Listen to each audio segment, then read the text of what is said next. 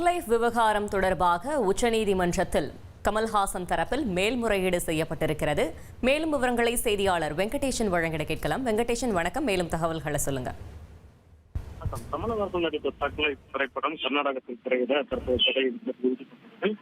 இந்த தடையை எதிர்த்து கர்நாடக திரைப்பட சங்கம், குறிப்பாக கர்நாடக நாடக சங்கத்தின் சார்பில் மகேஷ் ரெட்டி என்பவர் தாக்கல் செய்த பொதுநல மனுவை அவசரமாக விசாரிக்க கோரி அவரது சார்பில் வழக்கறிஞர் ஏ வேலன் முறையிட்டார். இந்த முறையீட்டை ஏற்ற உச்சநீதிமன்றம் வரும் வெள்ளிக்கிழமை இந்த மனுவை விசாரணைக்கு ஏற்க ஒப்புக்கொண்டுள்ளது. தகவல்களுக்கு நன்றி வெங்கடேஷன்.